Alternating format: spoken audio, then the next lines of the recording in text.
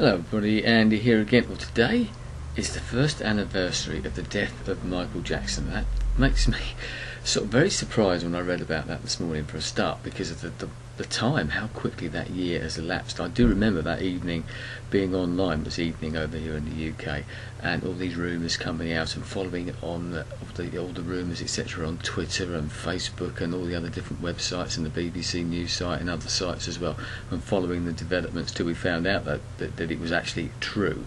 I don't want to go into that, but something else that's come out today, I read earlier on today that apparently since Michael Jackson's death his estate has earned over $1 billion, which equates to about 600 and odd million pounds.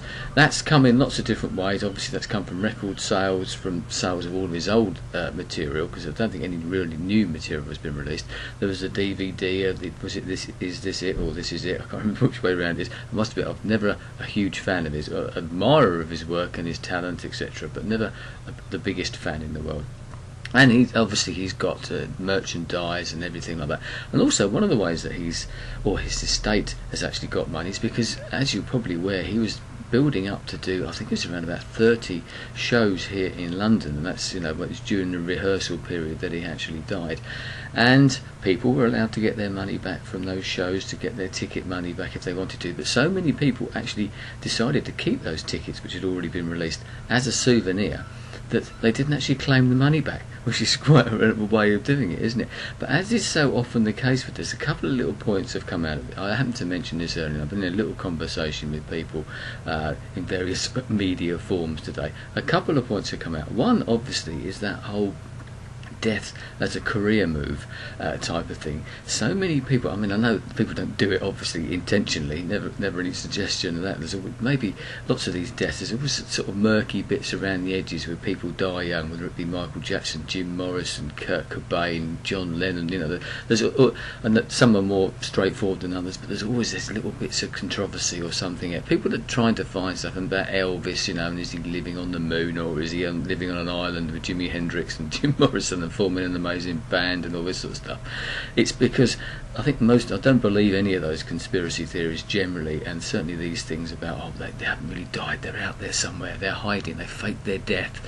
It might be a good idea when you think about it. If you can make $1 billion in a year, okay, there's other things that have to come into that, I know.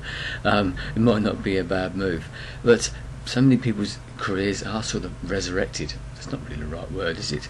But when they do die, so many people, and I think you'd have to admit that Michael Jackson's career wasn't in a particularly good place at the time, which is exactly why he was going to do these concerts here in the UK, was because he was in a strange financial position. We all know about the legal aspects of what he'd been through or was going through as well. So he wasn't in a very good position in that way. And you could argue in some ways that neither was Elvis Presley and neither were some of these other people. Their careers were on the downward slope, should we say. Even Jim Morrison, for that matter, wasn't in a very good way at the time when he died. Maybe that's why they died in the first place, because of the pressures, the things that were going on led to their deaths, and you could probably point that at a number of these people. So death definitely is a career move, and for all those people that you leave behind. So you leave a legacy, but you do actually leave a body of work. Maybe another good expression. You leave that sort of body of work there, which is your legacy, which can lead on for other people in the future, your family members, etc. The trouble is, it just tends to get exploited, doesn't it? I read something earlier on, they haven't released any sort of really unreleased tracks by Michael Jackson yet. There might be a reason for that. Maybe they're not good enough, maybe there weren't really anything that great there. I know there was one track that came out and that wasn't very good, was it? Let's be perfectly honest, but probably people will go out and buy it. And so people are grasping the money men, etc., are raking over those deaths, and they never come out of it very well. And then you start getting the books, which would probably have already appeared for Michael Jackson. I was Michael Jackson's friend, he did this, he did that, and all the controversy that comes out. The other aspect, I'm going to keep going on and on and on about that, but the other aspect, just had a mini conversation with somebody on Facebook, was about how these bands are yours. As this particular person said, since Michael Jackson's died, everybody knows about it. It was a big worldwide phenomenon. Okay, he was a very popular person. We all know that. One of the most famous sort of pop stars in the world, if not the most famous pop star in the world.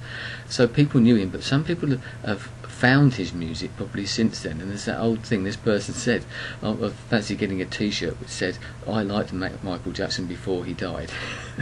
And we all have that, don't we? I know that from bands that I've known. You pick up on a band in the early days and then they become popular, and in some ways they're sort of your band, aren't they?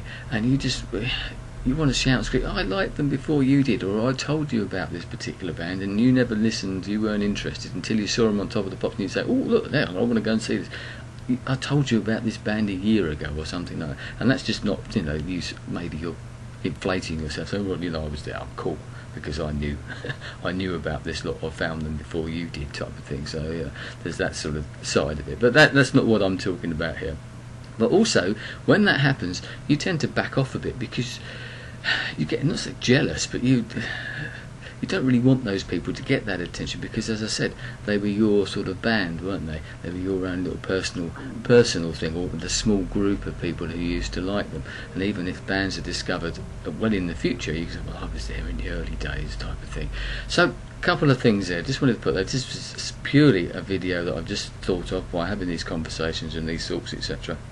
I did think about writing a blog, so I started getting into writing blogs again. I left it for quite some time. I'll put a link actually down there if I can, to my blog post page, Musings it's actually called. I know I've mentioned it in the past, but it's something that I do enjoy doing, and I can sort of tackle other subjects and without putting too many videos up. And sometimes you don't really want to put a video up about something. It's much easier to write something down, and I quite enjoy the writing thing, and it's something I'd like to do more. So there you go, a couple of little things, just checking in, because I wasn't intending to do this, as I've already said. So leave it there. Rest in peace, Michael, if you can. I don't expect for one moment you're going to be allowed to do that, which is one of those shames about all of these people, really, isn't it? We all regret their passing, obviously, but sometimes all the clamour and all the crap, literally, that comes after some of these people's deaths, they must be in some ways glad that they're not there to have to suffer all that type of thing. Unfortunately, their families, etc. do. So I will leave it there. Thanks for your time. I'll speak to you again soon. Goodbye.